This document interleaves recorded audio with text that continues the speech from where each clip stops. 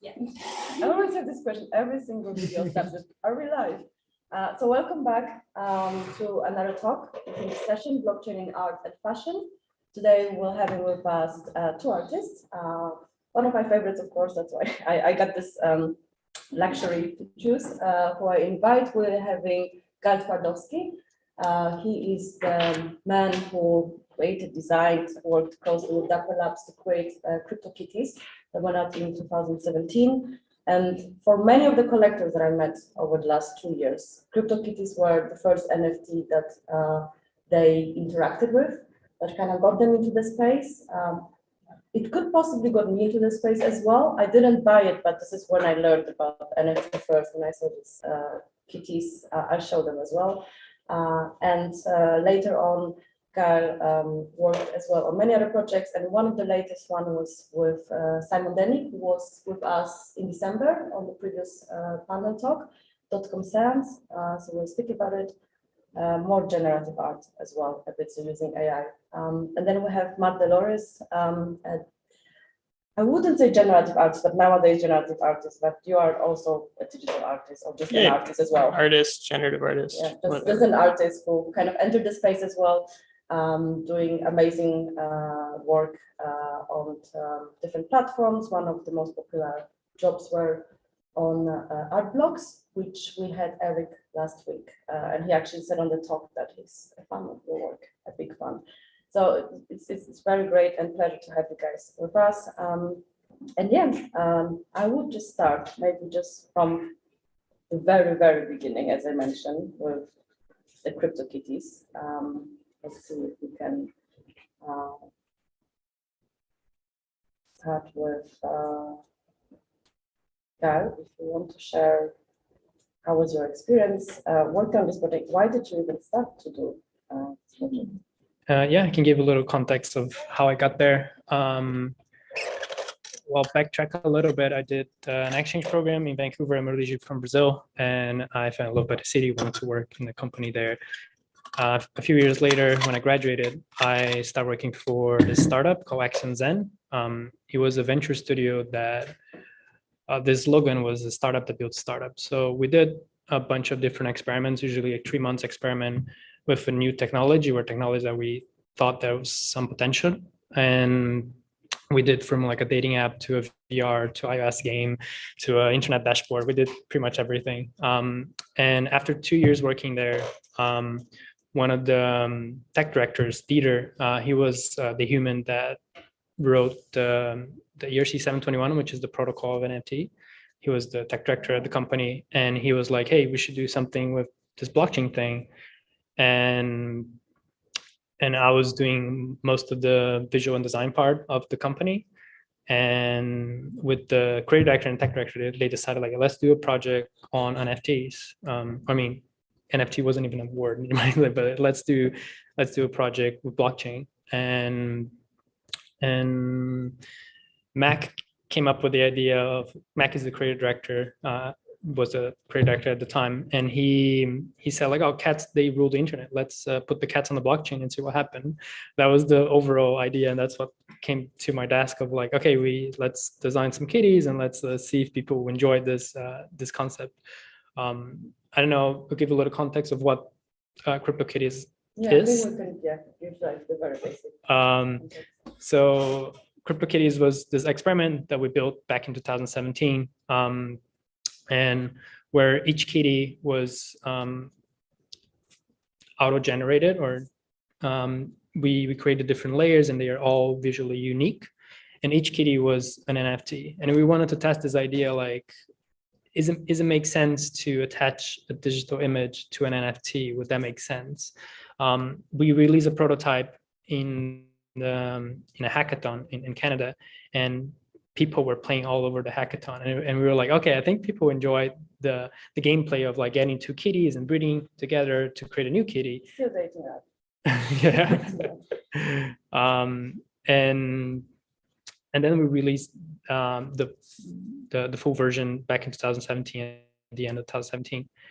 So pretty much is this game where it's really hard to pick the game. It's a concept, it's an experiment. I like to think it was an experiment that that brought a lot of questions into our heads.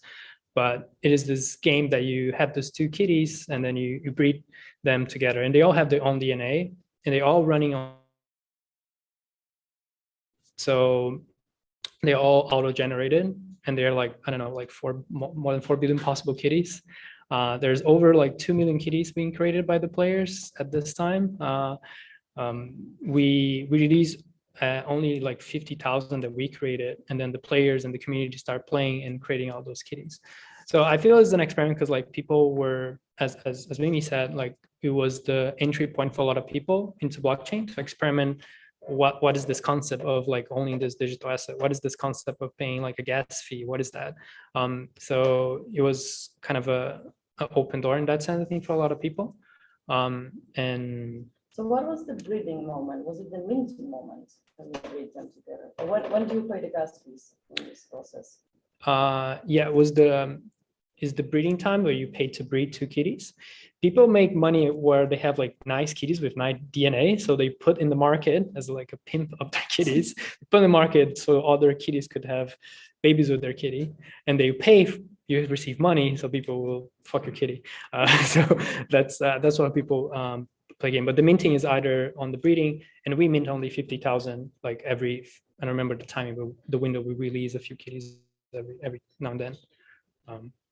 So I wanted to ask, I mean, I asked this question to DotCom, and then the person actually joined them after the Cryptokitties, but I was always interested in like, how was there any relation to, you know, because it started the whole movement of collectibles. Like, does this go back to the narrative of us in the 90s collecting Pokemon cards? Because there was a phase when we didn't collect anything, and then suddenly now people are collecting a lot of like PFPs, Cryptokitties, even artworks now from the same artist or similar kind of genre.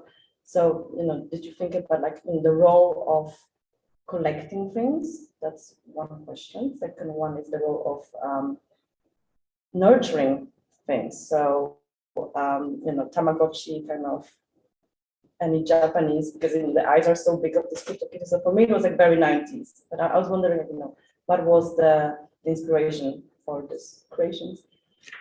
I'll ask the second one. Visually, it wasn't, actually we did like, I tried different styles of the kitties and we were like deciding which one should look. I did one very like Japanese anime style and stuff. I was strongly supporting about more this sense because it's just, one of the kitties was just really weird, and we wanted something that kind of catch people attention because it's not super cute, but it's kind of weird. But I think the collectible side, it was, maybe it was just a consequence of the mechanic, because the way people like have fun playing the game was we had those special cats, which are called fancy cats. So you can think about like a golden card when you're on a Pokemon card. So if you breed the two kitties, the right two kitties, you might get a chance of getting that golden card. And there's a puzzle to figure out which kitties you should breed. So I think that was the whole like one of the main motivations for people to keep playing the game and breeding those kitties is to try to get those like fancy cats. And I think this whole mechanic, it's very kind of rooted into like a collectible idea. And yeah, I feel like it's kind of a consequence of like bringing the two together. So I think now I wanted to ask Matt, how would you relate to the whole concept of generative art? So because we have these kitties that are being bred together, so you as let's say collector, you don't have the control over what you're going to end up with, what is the outcome, you know, of the kitties. And then I think a similar concept would be the receipt of art blocks when, interestingly, you can, as a buyer, you don't really know what you will receive after the mint. So I'll show a few examples. I actually took it from your Twitter, and they are so different. But maybe I wanted to ask our students, maybe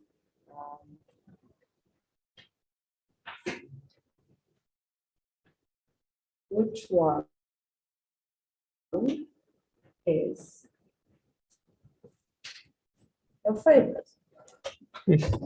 Controversial question, because they're all from the same code, right?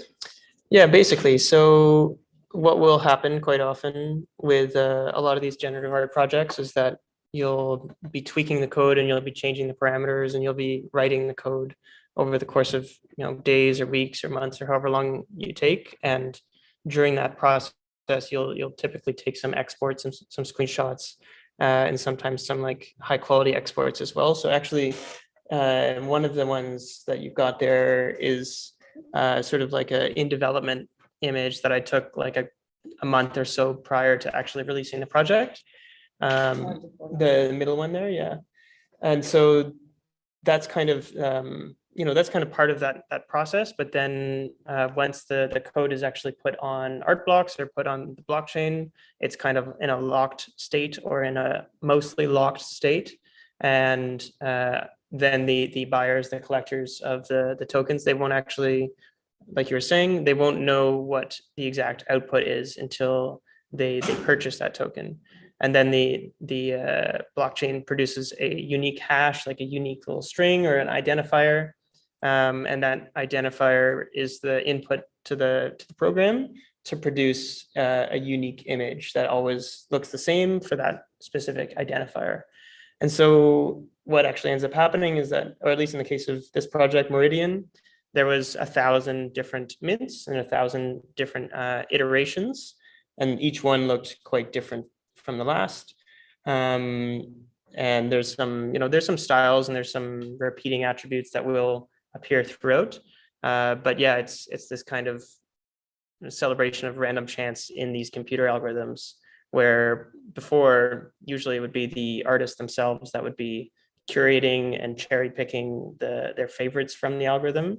And now with this system, this approach that art blocks takes and blockchain takes, it's not so much just the artist, it's more of a bit of a collaboration where the collector also has some sort of, not very much control really, but it's the collector is initiating the process to purchase the work and sometimes build sort of collections of the work that they find most compelling. And so some collectors will curate a certain set of styles or a certain set of looks very differently than I would have curated it. And so that's this kind of interesting, almost like a collaboration in a way, where sometimes the collectors will be really thinking about how this generative art program should be seen and curated and displayed, and that might be very different than how I might display it. So yeah, it's an interesting and different way of working as a generative artist. And I think there's probably some parallels as well with like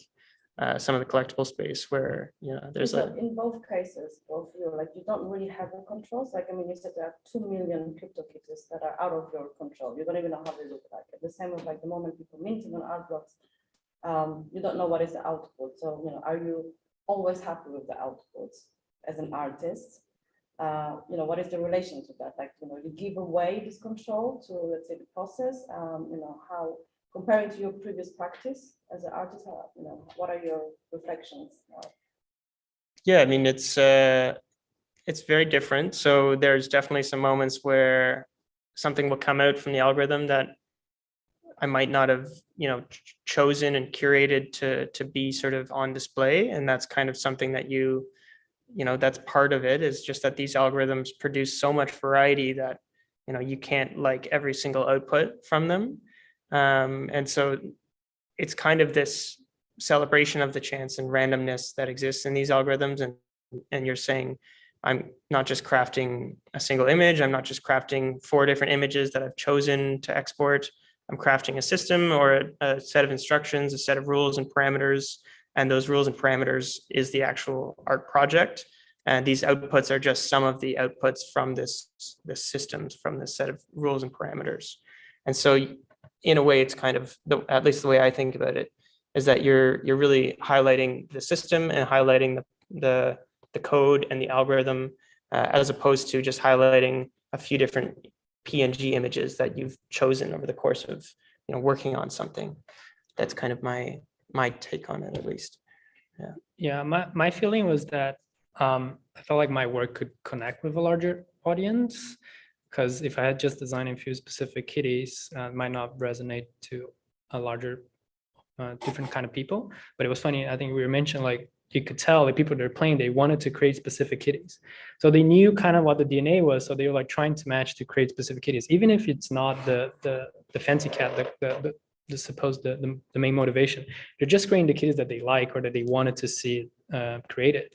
So, and each kitty, like because of the mix with the eyes and stuff, like it creates slightly different personalities, and people resonate with different visuals of the kitty. But it was very interesting to see the players how different it is, what kind of kitties they wanted to create by themselves. So it's kind of a little bit of an open world mechanic of it. They're just breeding kitties because they wanted to. They wanted to see those different images being created, and definitely like I think when the beginning of designing, like, oh, let's try to combine the worst things just to see how bad the kitty will look, in my opinion. And I combined like the nicest thing and how they could look. Because when we were picking the parameters of like, what are the possible colors for this part of the tail? What's the possible eyes? What are the possible, all the different layers that you can combine? I remember seeing like, oh, there's some really bad kitties that can be created and some really nice. But for me, it's a good feeling to see that you actually are leaving that kind of choice for the people there. So have you seen ever like a very ugly kitty that you were not happy with? Many. have you seen also a very bad Meridian that you like, I don't want it to be out? Yeah, I don't know. So with at least the two art blocks projects, I got the code to a point where like I would look at thousands and thousands and thousands, and I would be happy with all of them in a way. I wouldn't be saying they're all the best, but like, I don't think there was any that were like, I hate this absolutely or anything like that. But I can see that happening at some point where, you know, maybe I wouldn't craft the algorithm so tightly, because that's kind of one of the things with these generative systems is like, you can really like sort of fine tune and dial in the properties so that it always produces a sort of set of consistent results, but then you're going to get less surprise and less sort of chance and less of this, like what I like to call like serendipity, when everything just collides into something that's like surprising. And that happened only a couple times on Meridian because I had tightened it so much. Whereas with other generative sort of procedural, especially like the PFP space, it's like all of these attributes are kind of open, and it's not like always so tight. And so you end up with some where you're like, yeah, that's like a weird set of attributes or something like that. But that's also kind of funny because sometimes people want those ones. Yeah, because they're rare. Yeah. So there's always like when you buy a lot of collectibles, there's always different variables when it will say how many percent would have the same feature. And then the rarer the feature, kind of the more expensive the piece can go. I think a lot of like, you know, in terms of the kitties would be like the tail would be very weird color. So I think a lot of people, like I was speaking to someone on WhatsApp group and they're like, what is the rarity percentage? I don't know, I just like it, but like, you know, they really wanted to value the artwork. I wanted to go back to, because we started to speak about generative art now, we just started with that. What made you move to the space? You were doing installations before, you were not only digital artists, but also you did some IR work as well. When was the moment when you started to experiment with coding, with generative art, and yeah, why did you even enter NFT? So I've been doing code and programming for like since I was I don't know, young teenager. I've always been interested in that, and it's mostly just self-taught. Had a couple courses here and there, but most of it was just me learning code because I like code. And eventually I started working in sort of web design, web development space, but in a more experimental way. So using WebGL or using Flash and programming interactive projects around those kind of technologies. And then it's sort of just, you know, over time, my interest shifted away from just doing web-based stuff to doing more installations and more, I would say, art rather than just commercial sort of applications and commercial work. And it's always been kind of hard to you know, do that, just be a pure artist in the space, because digital art in the last 10 years or 20 years has been generally neglected in many cases. And a lot of the funding for things like installations, like projection mapping installations, or like interactive sculptures or anything like that, a lot of the funding would either be like the occasional grant from government, which was great, but it would usually be very small and it would be very sparse and very rare that you would actually get selected, and it would involve tons of sort of this paperwork and proposals, which 99% of the proposals you submit would go nowhere. So that was one source, but then the other major source was really through like Google and Facebook, or all these commercial sort of entities would basically fund a lot of these art projects in the last 10 years, or a lot of these sort of creative technology projects. And then in the last, I'd say 4 years, I've been more trying to find out other ways around this. And in the last 2 years with NFTs, it's really sort of clicked, because it's no longer me being dependent on a certain source of funding in order to achieve sort of like, let's say it's no longer me needing to work with Google if I don't want to. Not that there's anything wrong with that really, but it's just more like the exhibitions and the activations and the art that's being made is sort of being in many ways funded by people that are interested in this space, rather than just by having Google attach their name to a lot of art in order to be seen as like this kind of fun, creative sort of company. So it's been kind of an interesting escape from that in some ways, where now a lot of the art that I've been doing in this space has been just sort of distributing it almost entirely without any third party. I mean, in the case of Artblocks is the third party, but it's a very different third party than working with somebody like Google or Apple or something like that. Where with Apple, it's like you're under an NDA and you can't even talk about the project for 6 years. And with Artblocks, it's like they want you to talk about the project. So yeah, it's just a different sort of space. Yeah. Yeah, just to add on that is like that for me was like, I think the biggest thing back in early 2018 of like, oh, that could be a possible future where digital artists can find another revenue source or more freedom in terms of what they want to build with their skills. And that's what I've been seeing a lot of like friends of mine that work the entire life as mostly in commercial projects, but they have this like artistic motivation inside to do their own stuff, but everything kind of needs to shift in some way to fit into that commercial purpose. I personally work for a few years with motion graphics, and I've seen a lot of great artists, like digital artists, having to shift their own style to try to sell a car, try to sell something. And I thought that was a big waste of talent and opportunity to like actually use the tool, like computer as a tool to create like amazing art, and everything was kind of being shifted to those commercial purpose, or most of it. And what I've been seeing lately, what Matt was saying, just a really good new source for artists to actually like explore their own practice in the way they want to, and really explore like the computer or the digital space as they want to. But then still, I still kind of am curious, like, why did you enter NFT? Because we were speaking before that it's kind of like in some crowds a stigma word, like don't really want to even say the word NFT.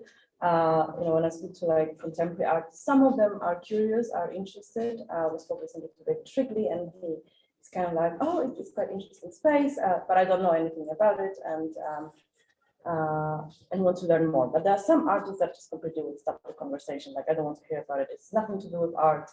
Like, what made you think that it has still something to do with creativity and art? Yeah, so I think there's a few reasons that I entered, and that many artists are entering.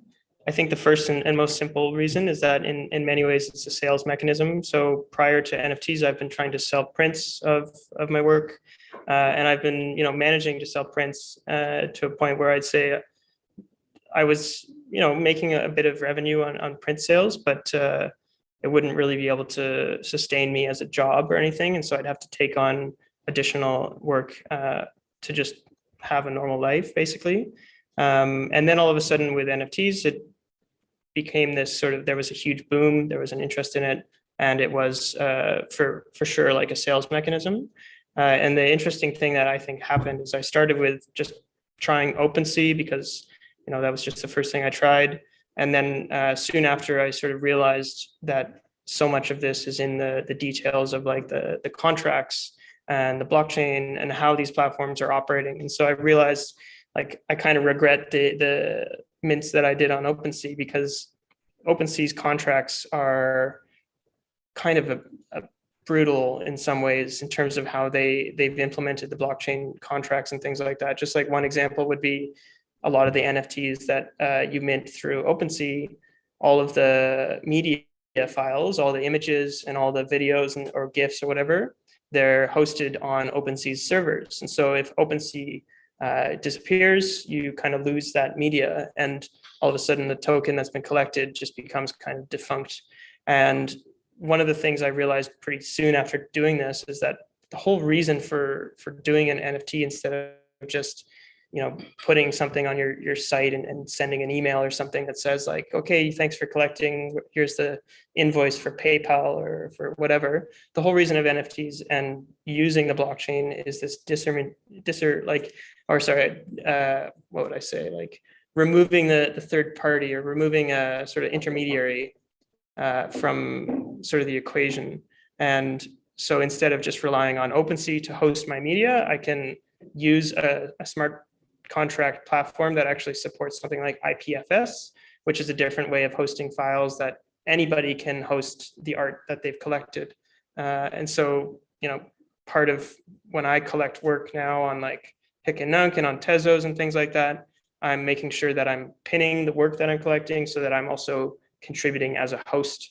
And I'm basically a host in this peer-to-peer network, just helping to make sure that I'm kind of stewarding and making sure that this media file is available, even if the platform that it was minted through goes down or goes offline or something like that. So yeah, I guess it started off as just a pure sales mechanism, and now I actually think part of it is the removal of the third parties and intermediaries, or at least the removal of the necessity for them, and the removal of putting your work into these kind of walled gardens like Apple or Google or whatever it is, or OpenSea in some cases now. That's one really interesting thing. And then I think there's also like some other fascinating things with just how smart contract kind of development is starting to go in the next couple of years and things like that. So I guess that would be my Have some coffee. Broad answer. That's fine. It's very technical what you just said. Yeah, it's the thing that I basically realized is that NFTs, you start off looking at them as something where you're like, oh, I'm just going to sell a JPEG. And then when you go down this rabbit hole, you're suddenly like bombarded by this technical ability that you realize is really special with NFTs that you can't quite achieve in sort of traditional systems. So like another example would be the signature. So the whole point of NFTs is also like this cryptographic signature. So before, when I was selling prints, I would just sign the prints with pencil, and I still do that. I still sell prints and sign them, but it's not a very secure way of, an artist certifying the work, because anybody could just take the print, maybe use an eraser and like photocopy it 100 times and then sign each of those. And then suddenly it looks like it's from me, but really it's not from me. And so there's not really this secure certification there. And so a lot of artists, like really big artists, they'll use signed certificates of authenticity, or they'll use like these kind of some kind of cert or some sort of like proof that they might hand out in addition to the print. And all of those also have these major problems where somebody could photocopy it, or somebody could like create a forgery really easily. Whereas with the blockchain, it's actually this very robust, like cryptographic, secure way of saying this address was the one that signed this transaction. And it's really, really, really hard for any other address to sign a transaction that appears as like a fraudulent signature. So it's not just like taking an eraser on a piece of paper and photocopying it and re-signing it. You can't really do that with the blockchain. And so that's where like my opinion has shifted in the last few months, where I'm thinking going forward, this is a much more robust way of doing something like certificates of authenticity for art. It's really not there yet. there's a lot of things that still need to happen in order for it to get there. But it's very clear to me that like the system of just signing prints, even though I'm still doing that, and even though I still think there's like something really nice about having that like that artist's hand in the mix, in terms of it being an authentic piece of work that is going to be, you know, carried through the years with provenance and with sales history and with like acquisitions and things like that, or like one institution acquiring the work from a private collector and then later, maybe 50 years later, selling it. Like doing all of that with just pencil signatures on digital work just doesn't make any sense, but it's such an elegant solution with like the cryptographic signatures. But it's very technical, and I recognize that it's like super technical for most people, and it's taken me like a year to figure it all out, kind of. So yeah. I have some technical disaster. My laptop is dying. Oh no. But we were actually quite close to the time anyway. But yeah, what about you? Why did you enter NFT? It's quite, you know, risky to enter in 2017. It was very unknown. Yeah, I felt like I just fell into it. Like it wasn't really intentional. But and to be honest, the beginning I was like, why is this? Why is someone paying this for this kitty? Oh, that's interesting. And I think on the first few months, that's when I realized, for me, that was the biggest potential for me. Like growing up, most of the art that's resonate the most with me is actually being created in a computer, or it's mostly digital art that I enjoy. And I never really understood why it's so hard to value the stuff that it's been done in computer, since such an amazing tool. And when I saw NFT, I was like, okay, that could be a tool to help artists. I just mentioned, like, actually explore their practice and use the computer and on the way they want to. That's when I got really excited. I think just to add all the stuff that Matt mentioned, that it's really good for artists, mainly how like the blockchain operates. Also the royalty, I think it's an amazing thing that not only digital artists, but artists as a whole, they might suffer from that, or like even destroy someone's life internally, where you're a starting artist and you sell your stuff for less, and you see your art a few years later down the road being sold for millions of dollars and you receive nothing. And one of the things, the benefits of like NFTs is that most of the cases, the royalties is attached forever, and it's like, because it's autonomous, like no one's actually controlling that. Like once that NFTs resell, you're gonna get your royalties. And I think that just a lot of benefits in general. Like I think Matt mentioned most of it, but for me, it was I was mentioning that the metaphor of like is a little bit broken metaphor, but hold it with me. I used to like to think about like vinyl, what vinyl did for music and what NFT is doing for digital art, because artists could only, like musicians can only make money either like playing in a concert, or actually they used to sell like the music sheets. That's how they managed to make money. And obviously when you start being able to record your music, you can actually have another huge source of revenue, right? You can sell that record and people would buy and play when they wanted. Because I feel that before, vinyl music was kind of in the air, right? You go to the concert, you enjoy that, and it's done. And to some degree, I feel like digital art and all the digital stuff is still kind of up in the air before. Like it's hard to prove who owns what. Like the internet is just this big mess, in maybe in a good way, but NFT is just like bringing down into like, you can own actually those assets and bring down as a tangible thing in some way, and just creating as like the vinyl create like this huge new like way to have revenue from their art for musicians. That's what NFT is doing. And that's when I realized at the beginning, I was like, oh, that's one of the coolest things that I think I can like spend my time like in this field, because of that passion about digital art, like growing up. Yeah, I do compare NFT more either as a tool, so as you say, sales mechanism, or distribution tool. So it's just easier to reach the collector. You don't have to go to the auction house or the gallery. You can direct sell that. And there are lots of other, as you guys mentioned, royalties, higher kind of split between what the artists get. You don't have to share with the guys. But these are all the positive stuff. And it sounds like, you know, it's just so easy. You know, if you're a a starving digital artist out there doing just video projections for your friends' house parties. Maybe this is the moment when you should enter NFTs, and then you'll be able to pay your bills. What was the most challenging thing for you? There's also this whole conversation about like the role of social media for any artist involved in the NFT space, or any other disadvantages of just the fact that you are affiliated with Web3. I'll just answer quickly. I think like all the artists have all like big struggles. Digital artists was just here, now we're just here. So we just shared all the same struggles with all the artists. That's how I feel. Like that's just it'll help in some ways. But I think as you mentioned, like it's still a lot of like talking about your work, finding the people that enjoy your work, getting your voice out there, getting a community, getting creators, getting collectors and all that. I think that's pretty much the same effort that any other kind of artist will go through.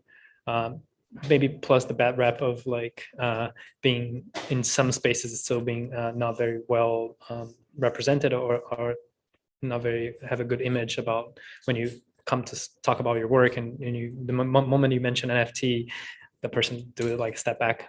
But I think in general it's just a good thing. But the struggles I feel is the same as the art world as an artist. Yeah, I mean, there's definitely that where a lot of artists, I would say prior to NFTs, they were just posting their work on Instagram or whatever, Twitter, and it's just kind of something you do, and you're not doing it as your main job, so there's no stress associated with it really. And all of a sudden, a lot of artists that have now shifted entirely to NFTs or are getting their income mainly through NFTs, it's suddenly their entire job is to make art. And for a lot of those artists, they've never had to build an entire business around their practice. And I think I've noticed that a few artists that, let's say, or at least I feel like I had a bit of a leg up because I was already selling prints and I was already trying to build a practice around my art. And so I already had a lot of sort of experience in little things like just how to market your work and how to sell your work and how to write proposals and how to like write about your work and things like that. But a lot of artists are now just discovering that and having to struggle with that because it's very new to a lot of them. And so like you'll see a lot of them will be challenged with their sort of constant need to market yourself and to do promotion and things like that. And it's especially hard now because like everybody is sort of competing with each other in that way because it's like everybody's doing it all at the same time. But I mean, overall, I think it's very positive because it's, like you were saying, we're all now in some ways, digital art is really starting to be cemented as like a very, I mean, it's always been a legitimate art form, but it's been a little bit on the sidelines. And now with NFTs, it's kind of becoming like just on the same footing as all other types of art. And you're starting to see that with like exhibitions around the world that are starting to say, okay, we're going to really dedicate a lot of our content to digital art, whereas before it might not have been much. But that's all the sort of like art side of things. There's also a lot of challenges with the blockchain side of things and with the NFT side of things, just in terms of like managing your security. And there's a lot of risk associated with it. Obviously, there's like the risk that you could lose things. You could lose all the work you've collected or all the work you've got to sell or whatever if you happen to give away your password or your passkey. And then there's risks with like the volatility as well, because one day the token might be worth this much, and then the next day it might be worth far less. And so the ways to mitigate that is to use like a stable coin, but then there's risks associated with stable coins. Like one of them just collapsed the other day. And so there's a lot of these risks associated with it. And it's kind of the challenge is artists are finding that they want to sell their work and they want to distribute their work and put it into a market. I mean, most artists, I think, prior to NFTs would be like really happy if Sotheby's was like, hey, we're going to auction your work at Sotheby's or Christie's. And now it's like a platform like Artblocks or a platform like Feral File or whatever would say, hey, we want to curate your work as an NFT, and artists are still happy, but it's still, there's still like things you have to be concerned with, and NFTs are not really perfect yet. And they might always have these flaws. So like another big flaw is like the whole energy concern. That's like another massive issue that's always, worth sort of highlighting as a concern. And that's one of the reasons I like Tezos, and I like the Hick and Nunk sort of vibe, or now it's called Teya, just because it's using proof of stake, so it's not associated with these energy concerns and things like that. Yeah. Yeah, we have both Arthur Brightman and Catherine Brightman coming to CSM to explain, but I'm not sure it was like, the best people to explain the differences between proof of stake and because they are so technical. But it was just great to introduce maybe Tezos to the art community. But you both, right? You're doing both ETH and Tezos. I do see a difference between the collectors that are having Ethereum and collecting Ethereum. I think the data are actually showing that they tend to collect more expensive artworks, whereas on Tezos, actually like 90% it's still like, around $70 or something. So it's like very small scale. So I'm just like very curious, like how for smaller artists, how difficult it is to, get on this generative art platforms and then somehow build this following that would enable them to come from $70 actually to more expensive works. But I also wanted, because we have maybe 10 minutes left, so I'll leave the floor for Q&A. What I noticed recently, because I mentioned the word community, is that when we usually have panel talks on the chat, we used to have questions, but for the last few talks, I just see people like just chatting with each other. It's like, hey, how have you been? Where are you from? And it's usually like a mini community in the YouTube chat, which is fantastic. I think it kind of like shows that NFT it's all about community. So you can either have like Tezos community, ETH communities of collectors. But yeah, my last question, and it's quite, again, maybe controversial. I was speaking recently with someone as an artist. I was thinking like back then, if you do a painting, it would take years. You would have like, multiple, you have some sketches, but then you'd have one painting, two paintings, possibly 20 in your lifetime, if you spend a lot of time and the painting is very big. But nowadays, because of technology, you as an artist are creative of, I don't know, how many millions of Cryptokitties, how many thousands of the gen art that has been sold. Are you being under pressure to keep producing that very often because people are awaiting the next minute? Imagine in 10 years, how many millions of works will you have? Is that something that bothers you, or does it just, a paradigm shift? For me personally, I think Cryptokitties and the second project that we did there, they're more heavily into the aspect of creating a bunch of different assets and a bunch of different like characters. But on now that like actually going into my personal journey, it doesn't bother me that much. Like I still very interesting in mixing different areas, either generative art with blockchain and other views of digital art. But I personally don't feel the pressure. I think it's either what you want to create, and if you can like find the people that enjoy your work and you can have the life you want in terms of like the financial reward that you get from your work. But I think it really depends on the type of work you're doing. So I don't know. I'm actually curious to hear from you. Yeah. Sorry, I just blanked. What was the question? Just to refresh. Artists, by having not 10 paintings. Oh yeah. So sorry, I blanked out. Yeah. So I mean, I don't feel a lot of pressure to produce new work like all the time or anything like that. It's because I sort of see this as a new technology that's going to be around for the next, forever, kind of for decades and decades and decades. So I'm not like feeling like I need to rush to create new work because, next year, the things that I've already distributed, they're still going to be regarded, and there's still going to be people appreciating them and talking about them and sort of stewarding them forward in some ways. And so I don't need to like keep pumping out new work or anything like that. And I would rather just really be selective about what I am putting out there and just trying to do, the best work I can. But it is kind of funny that like at the end of, in the next, let's say 20 years from now, there might be, like you're saying, thousands or millions of tokens that will be out there, and it will be very different than some of the sort of traditional art systems where you might just, as a painter, you wouldn't have that many.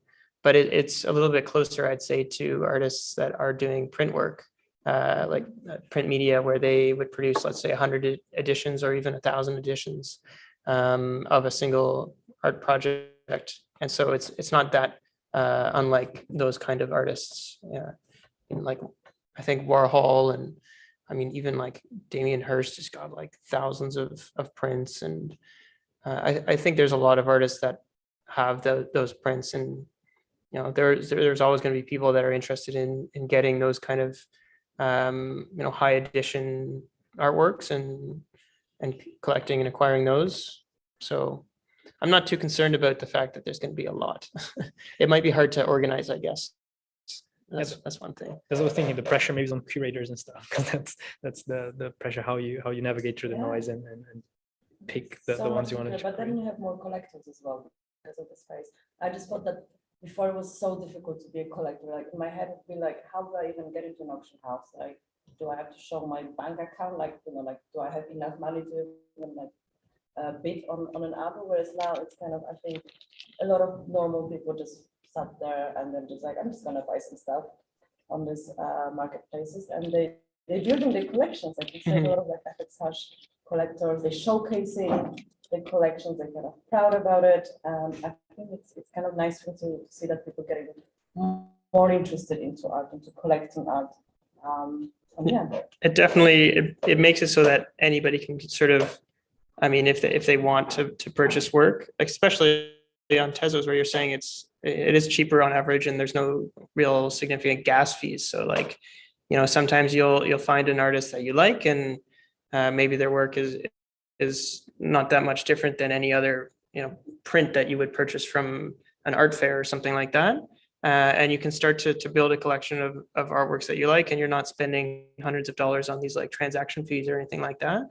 And in most cases, like on Tezos, like 98% of the purchase price goes to the artist, which is unheard of in traditional gallery sort of structures, where most galleries, if you go to a gallery in London or wherever, and you say, I like this painting, I'm going to buy it, the artist will get like somewhere between, would depend on the gallery structure and things like that, but they might only get 30 to 60% of that purchase price, depending on what they've agreed with the gallery. Whereas with these platforms online, it's like the artists are getting almost the entire amount of value that you're purchasing this work for.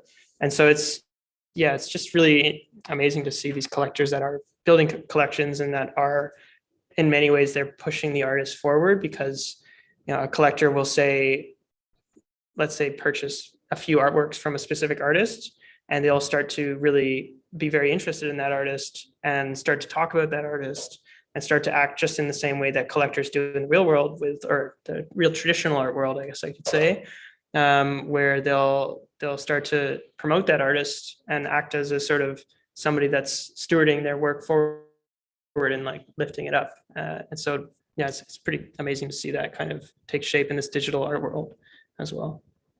I've dropped a poem online. We don't have it here, but if you guys have the ones that we set up last time, then I'll still leave it on my laptop and we can scan it later. Whoever's in person. Yeah, I mean, we have a few minutes, so I'll open that for Q&A. That's kind of, do you have any questions?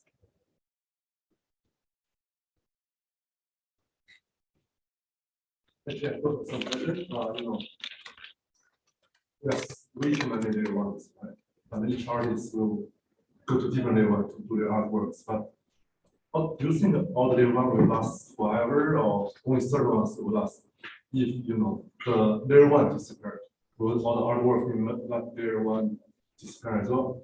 Yeah, so the question, it's a bit of a technical question, I guess, because it's asking about, will the art on layer one disappear when we all move to layer two on these like blockchain systems that are a bit more scalable? I don't think the art will disappear. I think there will definitely be a lot of art that will just be forgotten and left on layer 1, and it won't be transferred onto these more scalable blockchain systems like layer 2 rollups and things like that, because it'll cost money to actually transfer these assets from layer 1 to layer 2. So there might be just some art that is going to get left behind, unfortunately, and it'll be like a real challenge to see how that will take shape. But then I do think there's going to be a lot of work that people will still want to appreciate and maybe acquire and maybe trade. And that is the kind of work where they'll make the decision to actually, transfer that asset onto layer 2 so that it can be more easily traded. And yeah, I don't know the answer to exactly how that's going to play out, because that's like a big open question, I think. And probably it's going to be something we're going to be struggling with in the next few years as these blockchains become more and more congested and it becomes harder and harder to use the layer 1. It's going to have to move up to a higher level in order to remain affordable to use. Yeah. Another question, but you mentioned about signature, right? But for now, different platforms, they don't help each other that much. Let's say if you have something in art block, maybe OpenSea don't read the whole contract, even though, right, it's from same address, then it's the same person, but they don't communicate with each other. Let's say I buy one artwork, maybe from a very small platform, let's say Binance, but they will never imply in OpenSea. So even though I sell your artwork in OpenSea, but it won't be your collection, even though it's under the same address. Do you think it will be improved, or like it will be finally a standard for all the marketplace? I don't know, actually. That's a good question. I think it's the kind of thing where they could, these platforms could get really much better at attributing the work to specific contracts and specific artists and things like that, and like sort of interplaying with each other to make sure that all of the information is collected properly and shared across the different platforms. So like what I'm seeing on Tezos, where I think Tezos is kind of leading the forefront of a lot of the more innovative art side of this blockchain space. So certain platforms like Versum will index and are going to start to basically show work from other platforms like Taya, and they're starting to kind of work together to make it so that if you mint something on one platform, you can very easily just acquire it and use it and sort of see it and showcase it on another platform as well. And so I'd say like Tezos and some of the platforms there are getting really good at like just meshing with each other and making it so that it's this kind of like web of different platforms that are all interconnected in some ways. But OpenSea is this kind of monolithic structure that like everybody kind of hates, but everyone uses at the same time. But it's like, we don't really know where they're going to go and how they plan to improve and things like that. I have one last question to both of you. What's next? What are your plans? What's next? Anything exciting? Exciting. I was just telling Matt a little project that I'm starting to work. Again, like I personally took 2 years off, so I'm like finally back of like working and figuring out the things I want to do. And I recently was studying more about synthetic biology and really interesting about combining blockchain and synthetic biology. So I'm working on a project, but it's very early on, but that's probably going to take a good chunk of this year. Exciting. Yeah, I'm working on a few things. I have an exhibition that's coming up in July with Bright Moments in London. And that'll be sort of a mix of blockchain based things and print art, and also like a spatial exhibition as well. And then aside from that, I'm still sort of doing the final chapter in the Meridian project, which is to create a book that kind of collects all the different work that came from that algorithm and that came from that system, to have like as a final output, like a sort of huge, nicely designed coffee table design art book type thing. And so that's hopefully going to be done towards the end of the year. But those are the two big things that I'm working on. Yeah. The physical version of the Mhm. NFTs. Yeah, sort of physical archive of everything. Yeah. Very exciting. Thank you so much.